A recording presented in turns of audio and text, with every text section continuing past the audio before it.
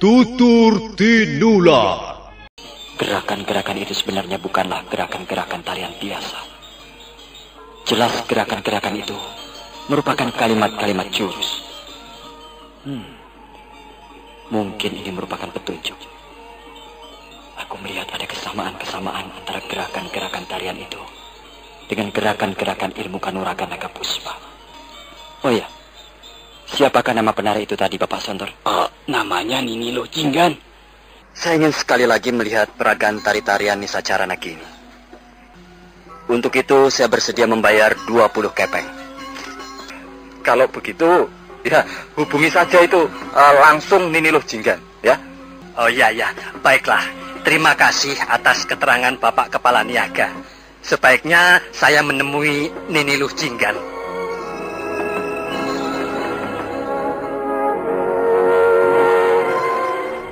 Ki Sontor lalu melangkah di tengah-tengah para hadirin menuju ke samping rumah.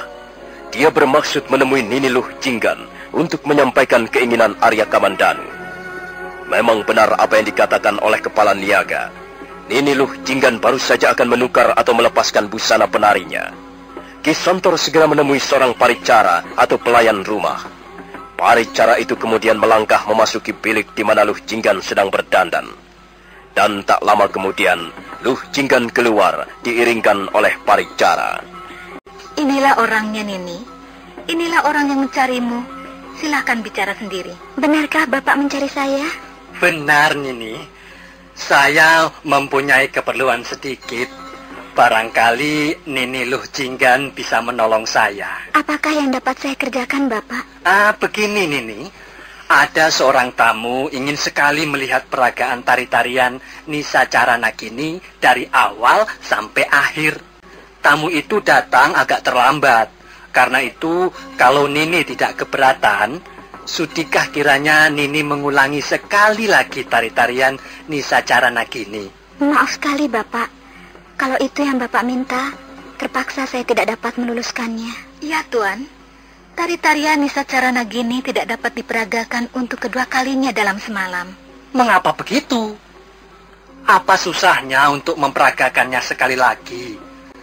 Saya sudah menghubungi Kepala Niaga.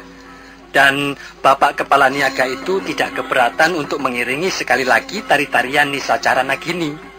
Sekarang ini tergantung Nini Luh Jinggan. Tolonglah Nini, sekali lagi saja. Maaf, Bapak. Saya terpaksa tidak dapat memenuhi keinginan tamu itu. Memang merupakan pantangan untuk memperagakan lebih dari sekali tari-tarian Nisacara Nagini. Dan lagi, sebenarnya saya bukanlah seorang penari.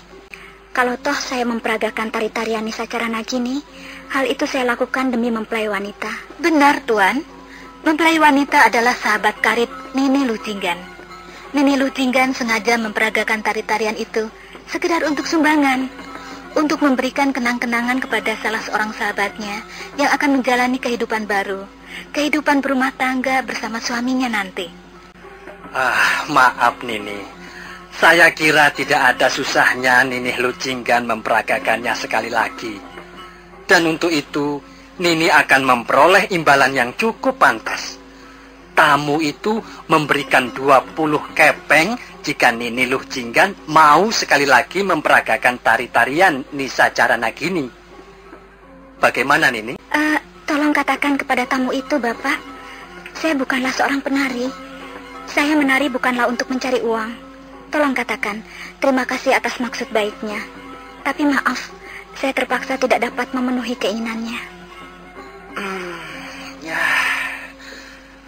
Baiklah kalau begitu. Terima kasih, Nini. Baiklah, akan saya sampaikan kata-kata Nini kepada tamu itu. Maaf, Nini. Maaf kalau saya telah mengganggu. Tidak apa, Bapak. Bapak sama sekali tidak mengganggu saya. Ki Sontor kemudian melangkah meninggalkan Luh Jinggan yang masih berdiri bersebelahan dengan paricara. Sambil menimang-nimang uang receh di tangannya, Ki Sontor berjalan menuju ke arah sudut halaman.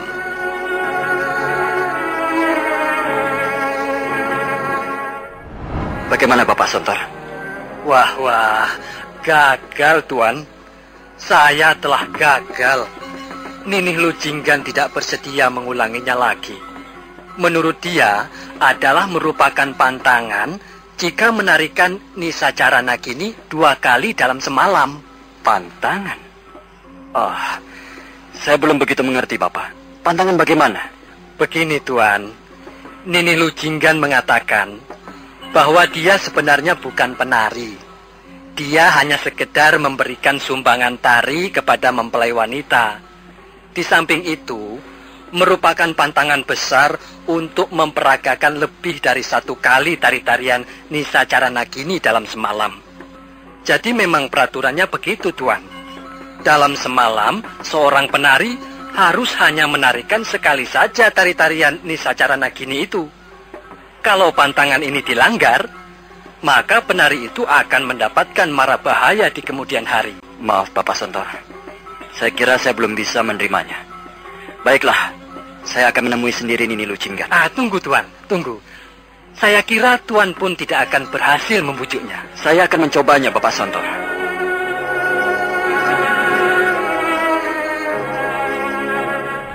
Arya Kamandanu segera bergegas melangkah ke arah bilik di mana para penari berganti busana. Seorang paricara menemuinya di depan pintu bilik. Ada apa, Tuan? Tuan mencari siapa?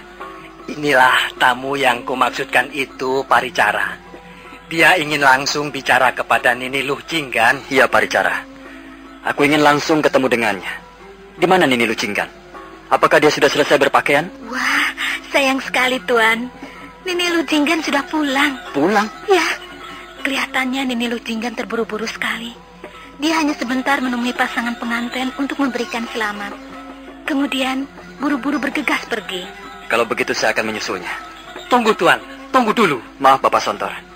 Saya akan menyusul Nini Lujinggan. Saya harus dapat melihat sekali lagi tari-tarian Nisacara Nagini.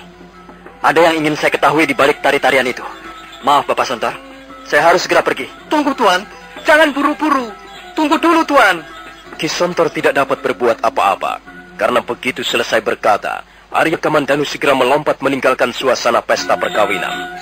Dalam waktu sekejap, tubuhnya sudah lenyap di balik kegelapan malam. Anak muda. Anak muda ya begitu. Pura-pura seneng sama tari-tariannya. Tapi sebenarnya ia hanya ingin bertemu langsung dengan penarinya. Bukankah begitu, paricara? Mungkin begitu, Tuan. Nini Lujinggan memang cantik. Setiap laki-laki yang wajar pasti akan tertarik melihat kecantikannya. Tapi Nini Lujinggan itu sukar sekali didekati. Sukar bukan berarti tidak bisa, paricara. Tapi mudah-mudahan saja Tuan Parasu dapat memperoleh cara yang tepat untuk mendekatinya. Mudah-mudahan saja dia dapat menyusulnya. Anak muda. Anak muda, anak muda. Di mana-mana anak muda sama saja. Senangnya buru-buru. Senangnya gerusa-gerusu.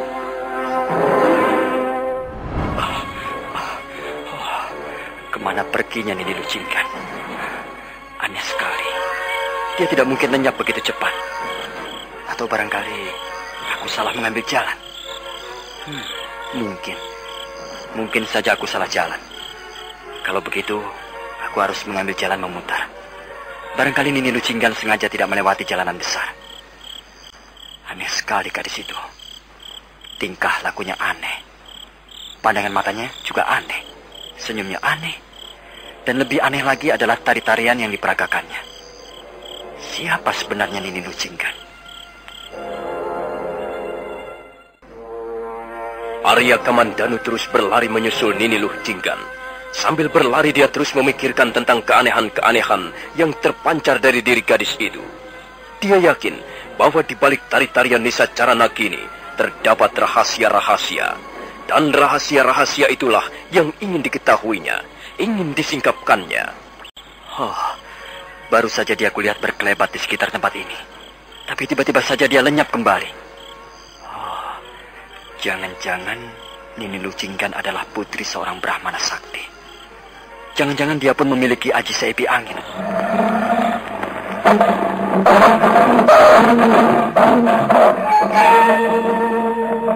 Kurang ajar. Ada harimau di sekitar tempat ini. Aku harus berhati-hati. Aku tidak ingin mati konyol di mangsa binatang buas. Arya Kamandanu kemudian melangkah perlahan-lahan menuju ke sebuah gundukan bukit. Gundukan bukit itu banyak ditumbuhi pohon-pohon liar. Arya Kamandanu terus melangkah. Gundukan bukit itu semakin dekat. Dia terus melangkah sambil menduga, kira-kira ada apa di balik gundukan bukit. Nah, saudara pendengar, bagaimanakah kisah selanjutnya? Apakah yang akan ditemui oleh Arya Kamandanu di balik gundukan bukit yang banyak ditumbuhi pohon-pohonan liar itu? Saudara pendengar, silakan menunggu seri berikutnya. Sampai jumpa.